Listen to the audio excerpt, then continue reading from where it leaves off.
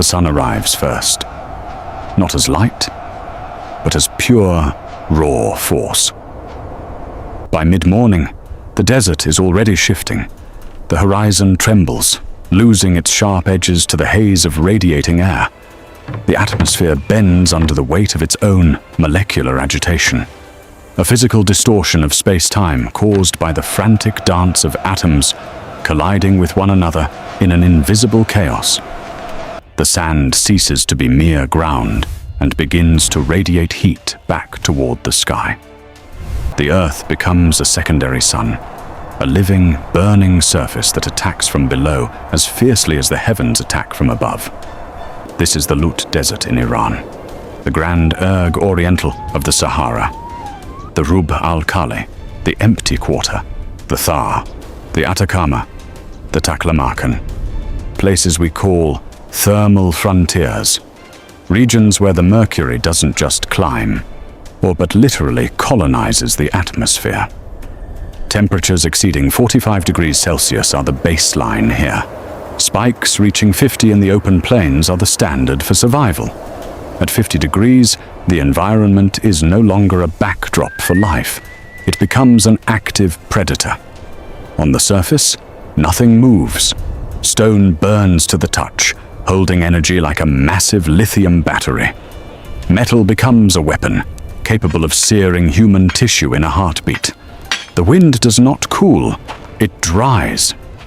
It is a convection oven on a planetary scale, stripping moisture from the eyes, the throat, and the lungs. It accelerates dehydration at such a pace that the body's biological machinery can no longer keep up with the loss. In these conditions, exposed skin can reach critical, cell-destroying temperatures within minutes, as water evaporates faster than the human throat can swallow. By all the laws of modern biology and urbanism, these should be dead zones, static, silent, impossible. And yet, for thousands of years, entire civilizations did not merely endure here. They flourished in this heat. Great cities rose from the dust, defying the solar fire. Trade networks spanned thousands of miles of scorched earth, transporting silk, gold, and spices through the furnace. Agriculture thrived in the shadow of shifting dunes, fed by rivers no one could see. The question, then, is not how they survived. Survival implies a desperate struggle against the inevitable, a temporary holding of one's breath. The question is why 50-degree heat didn't destroy them. The answer lies in a mastery of physics, the precision of geometry, and a deep humility before the laws of the universe. It all begins with placement. Desert civilizations never built randomly. They did not plant flags in the sand, demanding the environment submit to them. To the untrained eye, the desert appears uniform, a sea of identical threats. To the desert engineer, however, the landscape reveals a hidden map of thermal variations, microclimates, and invisible flows. Settlement location was the first, and perhaps most important, layer of survival engineering. They sought so-called thermal sinks. They looked for places where the katabatic pulse manifests, a phenomenon where cooler, denser air from mountain peaks slides down into valleys at night like an invisible stream of water. They built in the foothills of mountains, not only for water, but precisely for this movement of air. Now they utilized subtle changes in elevation that would be imperceptible on a modern topographical map. A shallow depression could trap a pool of cool air that lasted 3 hours longer than the surrounding plain. A specific hillside, oriented away from the brutal, long-wave radiation of the afternoon sun, could reduce the daily heat load by 15 to 20%. They studied prevailing winds, the Shamals, the Siroccos, the Harmattans, for decades before laying the first brick. They memorized the sun's path to every single degree. If the wind was a furnace, the city hid behind a mountain spur.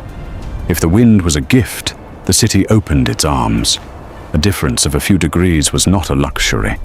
It was the boundary of life. Look at the city of Yazd in Iran.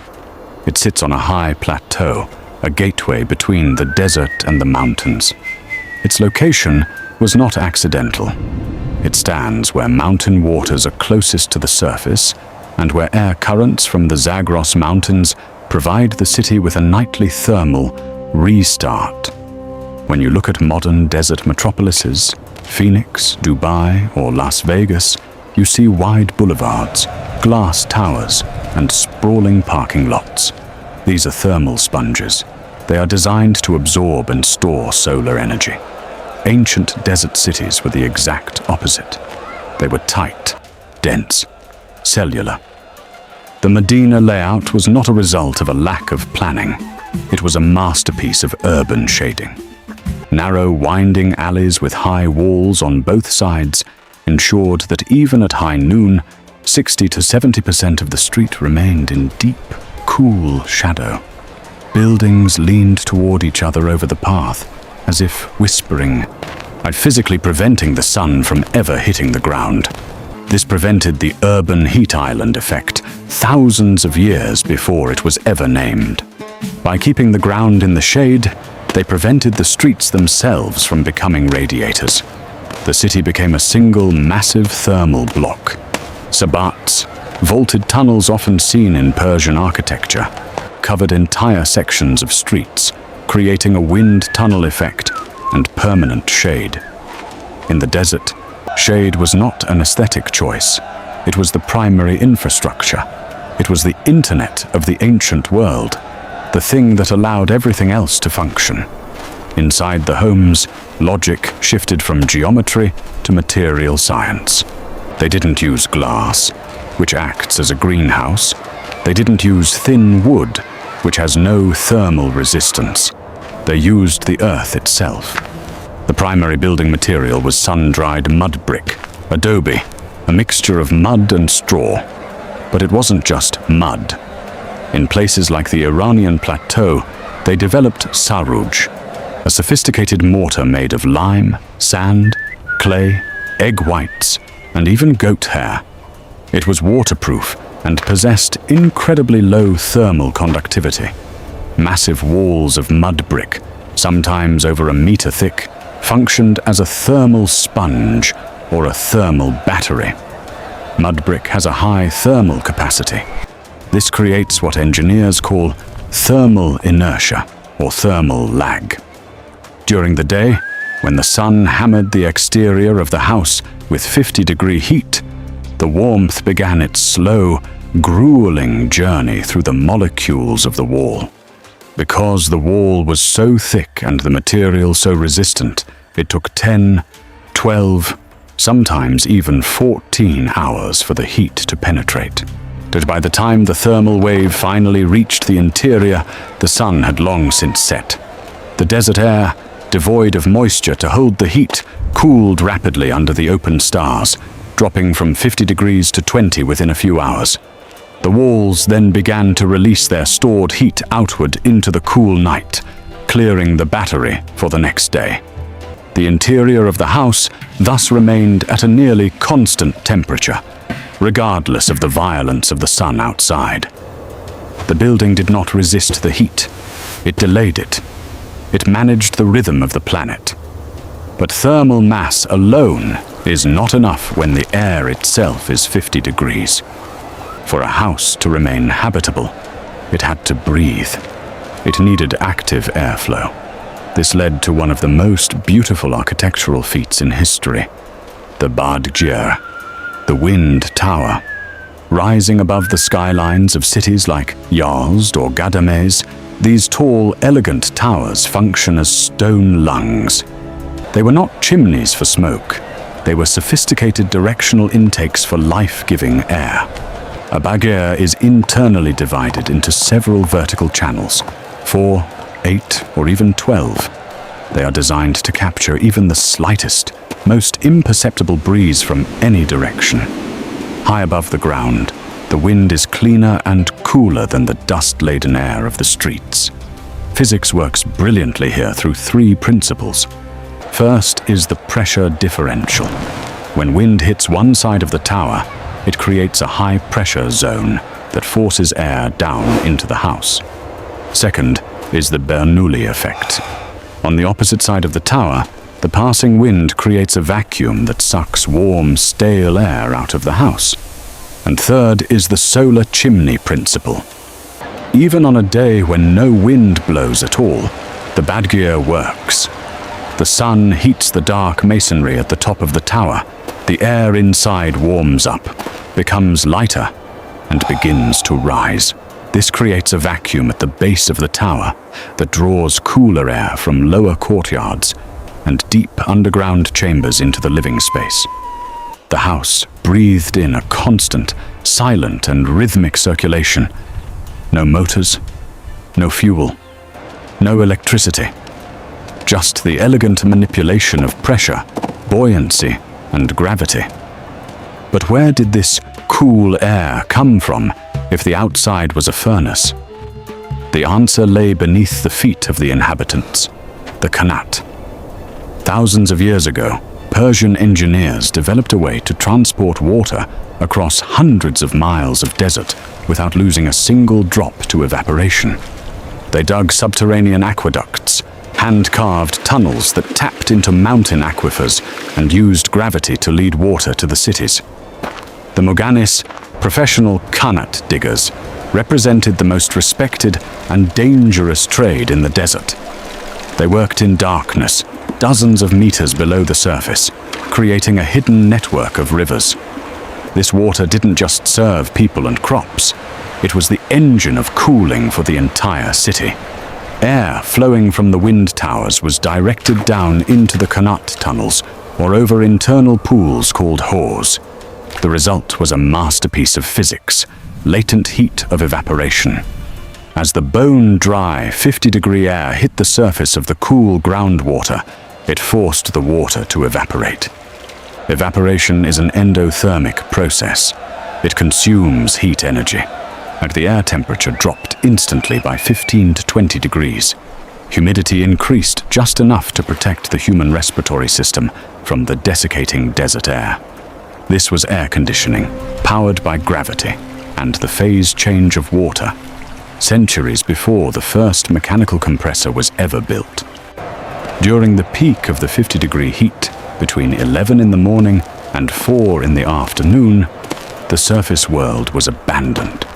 The civilization retreated. They moved to sardabs and shawadans, underground living rooms carved deep into the earth.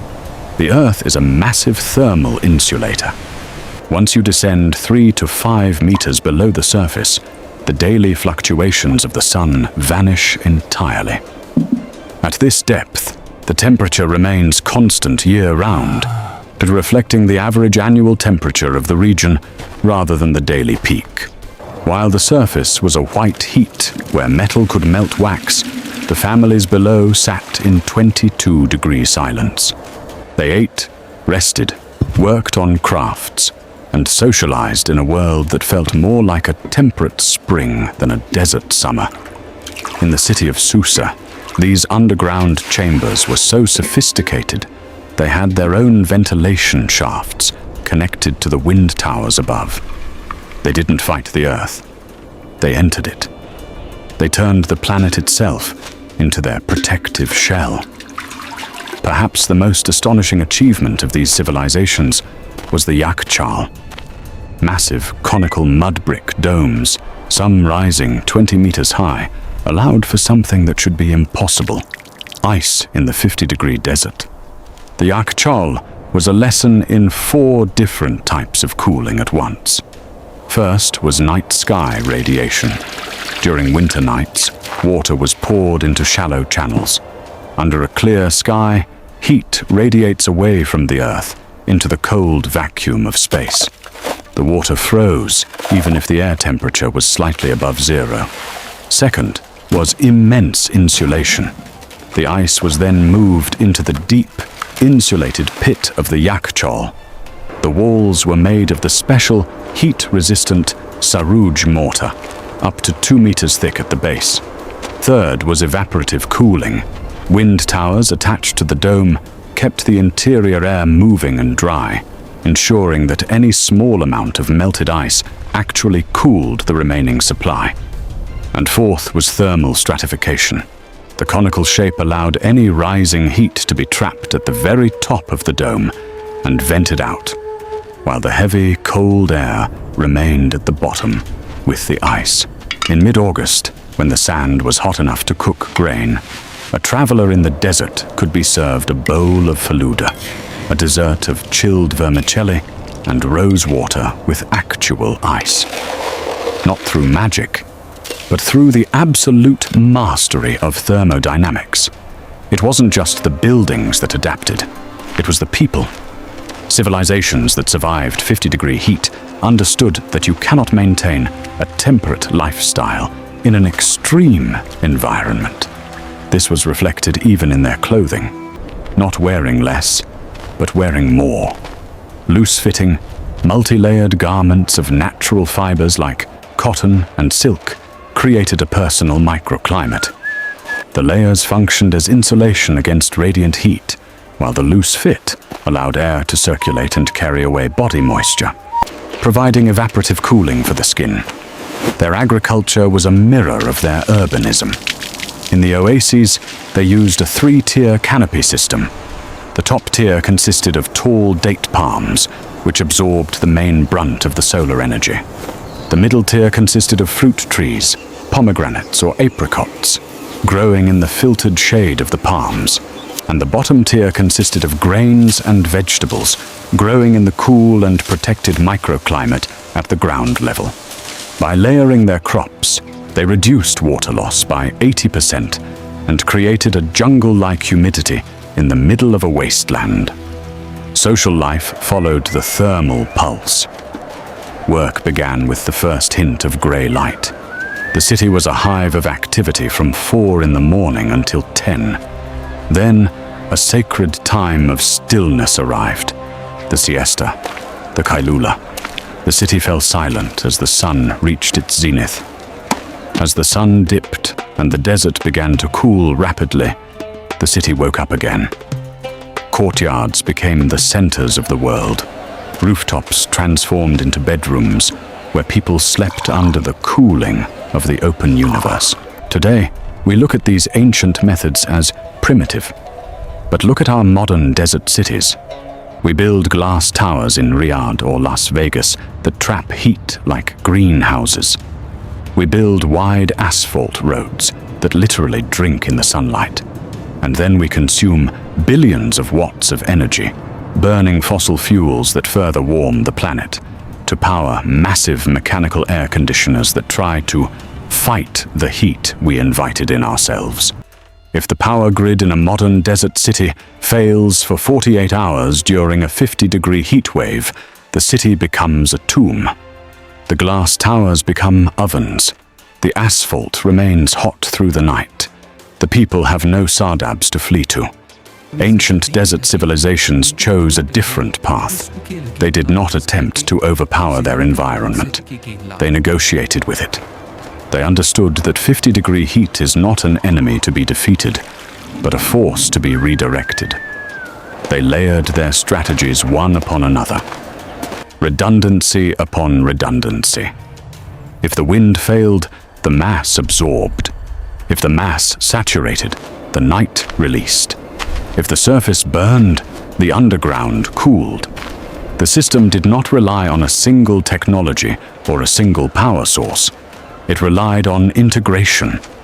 When the sun finally sets over the Lut or the Sahara, and the heat begins to bleed back into the cold black void of space, these ancient cities do not collapse.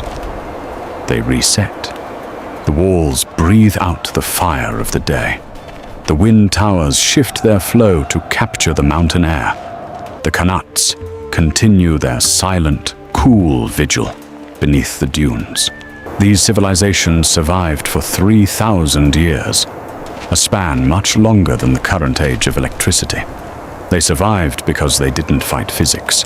They mastered it. They turned the harshest environment on Earth into a home, not by changing the desert, but by changing how they lived within it. As global temperatures rise and more of the world begins to face the 50-degree threshold, the lesson from the desert is no longer just a matter of nostalgia or history. It is a blueprint for the future. It is an architectural warning. Extreme heat does not destroy civilizations. Poor design does. The desert engineers knew a truth we have forgotten. The sun cannot be conquered. But if you understand its dance, you can live in its very heart.